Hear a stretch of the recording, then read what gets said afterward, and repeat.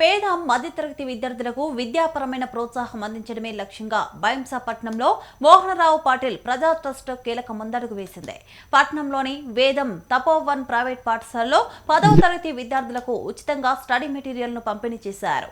ఈ సందర్భంగా trust chairman Mohana Rao Patil మాట్లాడుతూ పిల్లల చదువే మా బలం, విద్య వారికి నిజమైన ఆస్తి అని అన్నారు.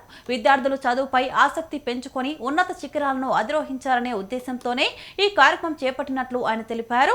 ఈ సేవా కార్యక్రమానికి సహకరించిన పాఠశాల యాజమాన్యానికి, ఉపాధ్యాయులకు మరియు ట్రస్ట్ సభ్యులకు ఆయన ప్రత్యేక కృతజ్ఞతలు తెలియజేశారు.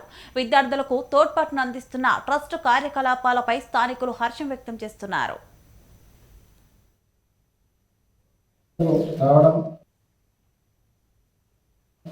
ఇక్కడ 10వ తరగతి చదువుతున్న విద్యార్థులకు స్టడీ మెటీరియల్ ఇవ్వడానికి మాకు అనుమతించిన మా అన్న విఠల్ రెడ్డి, సుగుణమ్మ కుమారుడు శ్రీనివాసరెడ్డి గారు.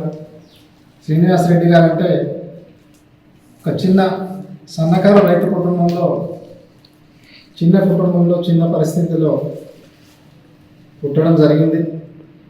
మరి అదేవిధంగా ఆ తల్లిదండ్రుల పేర్లు సార్థకం చేస్తూ ఒక మట్టిలో మాణిక్యంగా మన నిర్మల్ జిల్లాలోనే కాకుండా మన తెలంగాణ ప్రాంతంలో మంచి పేరు తెచ్చుకున్నారు. రాబోయే రోజుల్లో భగవంతుడు వీళ్ళకు దీర్ఘాయుష్యిస్తూ మంచి ఆలోచనలతో మరిన్ని విద్యా సంస్థలు నెలకొల్పాలని, తప్పకుండా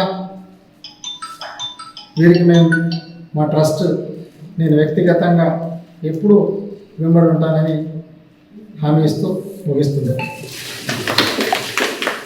గౌరవనీయులు ప్రముఖ రాజకీయవేత్త, ఇండస్ట్రియలిస్ట్ మోహనరావు పటేల్ గారు ఈరోజు మన వేదం పాఠశాలకు వచ్చి 200 మంది విద్యార్థులకు, 10వ తరగతి విద్యార్థులకు మెటీరియల్ని అందజేయడం అనేటువంటిది చాలా గొప్ప విషయం. నేను గత కొన్ని సంవత్సరాలుగా అబ్జర్వ్ చేస్తూ ఉంటే ఎన్నో విషయాల పట్ల, అంటే ఎన్నో సమస్యల పట్ల స్పందిస్తూనే ఎందరికో ఇల్లు పోయిన వాళ్ళకి ఇల్లు ఇవ్వడం కానీ, ఇంట్లో ఏదైనా సుఖ దుఃఖాలు జరిగినప్పుడు వెళ్ళి పరామర్శించి, కేవలం పరామర్శించడమే కాకుండా ఆయన ఆర్థిక సహాయం చేయడం కూడా మనం చూస్తూనే ఉన్నాం. ఇవన్నీ విషయాలు ఒకే విద్యారంగం పైన పనిచేయడం అనేటువంటిది మన ప్రాంతం యొక్క భవిష్యత్తు పట్ల పనిచేయడం లాంటి విషయం. దాంట్లో భాగంగా ఇంతకుముందు ప్యాడ్లు, ఎన్నో రకాలైనటువంటి అవసరాలను తీర్చడం జరిగి, ఇప్పుడు యాక్చువల్లీ ఎందుకంటే 3-4 వేల మందికి నియోజకవర్గంలో మెటీరియల్ పంచడం అనేటువంటిది ఆర్థికంగా కూడా చాలా బడెన్తో ఉన్నటువంటి విషయమే.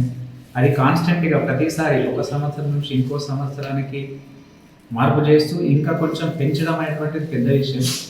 ఇలా చేస్తున్నందుకు మేము మా పాఠశాల తరపునే కాకుండా నియోజకవర్గంలోని అన్ని పాఠశాలలు, అదేవిధంగా జిల్లా అధ్యక్షునిగా జిల్లాలో ఉన్నటువంటి అన్ని పాఠశాలల తరపున కూడా హృదయపూర్వకంగా నమస్కారాలు తెలియ